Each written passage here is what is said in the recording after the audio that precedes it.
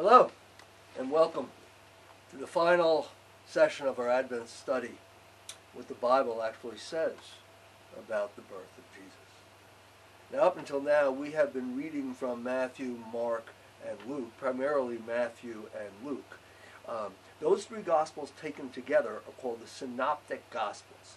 Basically, that means that they follow the same time frame, events happen in the same order, and they generally cover the same events, although with a little bit of a twist. For instance, Jesus' Sermon on the Mount, which begins in Matthew chapter 5, lays out the Beatitudes, and it's his longest recorded sermon that we have.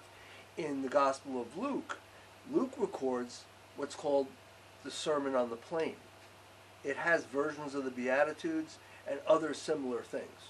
A lot of commentators say that it very well could be another point of view on the same event, as if someone a couple of people see a car accident, and then they separate them and take separate statements from each one. One was really into the car, and so he gives a detailed description of that car and what happened to it. The other person was into the person driving the other car and gave a very detailed account there. And you put them side by side, and it looks like, yeah, there's similarities, but are they really the same event? So it could be that kind of thing. It could be separate events too, but there's a lot of things like that. John's Gospel comes at this from a different take. John's Gospel comes to tell us just who Jesus Christ is. These are the introductory comments on the Gospel of John in the Wesley Study Bible. I just want to read a small portion of this. The Gospel of John has been called the spiritual gospel and the gospel of life. It tells the saving story of Jesus as, quote, the Son of God dwelling among humans, unquote, sent to bring God's love, light, and life. Jesus' ministry and death give life to those who receive him, making them God's children and recipients of God's Spirit. They, in turn, are commissioned to direct others to Jesus. So it's a different thing. Luke says at the beginning of his gospel that he has undertaken to write an orderly account of the things that have happened. And Luke was writing to a guy named Theophilus, Greek name, wrote in very proper Greek. Probably could have been an individual, could have been just to people everywhere because it means lover of God.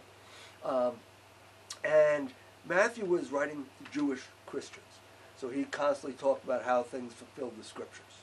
The Gospel of Mark, while it doesn't cover the actual early story, it's likely that it was used as source material by both Matthew and Luke because there are direct quotes from Mark in those two Gospels. So those three Gospels kind of hang together. But again, John is set apart. It's set separately. This is how John's Gospel starts. And if you think about it, it is the beginning of the Christmas story. In the beginning was the Word, and the Word was with God, and the Word was God. He was in the beginning with God.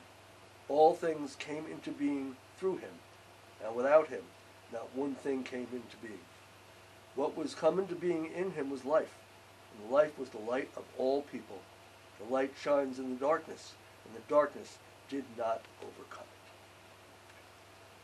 John's Gospel talks about the universal nature of Jesus and what the birth of this baby actually means to the world. The stories in Matthew and Luke talk about a little baby, and most of us have had little babies in our families at one time or another. And so there's a familiarity with that story. There are things in it that we all recognize.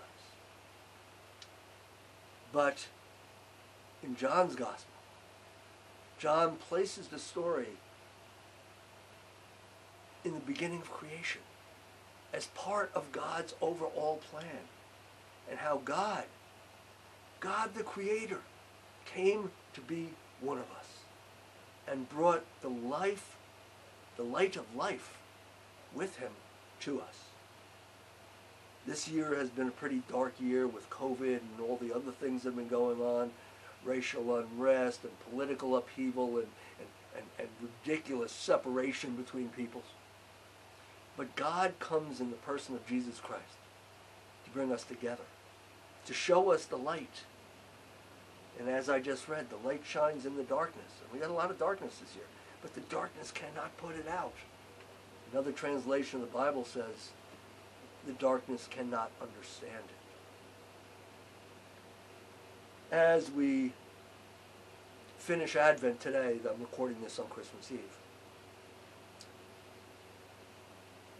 hold on to the message of the light that comes to us, that stays with us, that lets us know that the things we see around this earth do not have the last word, but rather God does, by breaking into his creation and bringing light and life to all people everywhere. Well, again, I'd just like to say thank you for joining us on this journey during Advent this year. I hope you found these weekly lessons interesting and informative. Please contact me through Messenger or whatever you like to allow me to answer whatever questions you might have. I'd just like to wish everyone a very merry and blessed Christmas.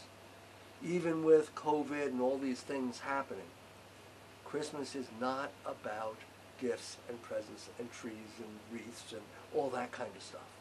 Not even Santa hats and ugly Christmas sweaters. But rather, Christmas is about the light coming into the world and the difference that has made for them. So as you celebrate Christmas tonight and tomorrow, hold on to that light. Stay firm in that light and find yourself blessed as you go through Christmas Eve, Christmas Day, and on into the new year. May God bless you and have a very, very blessed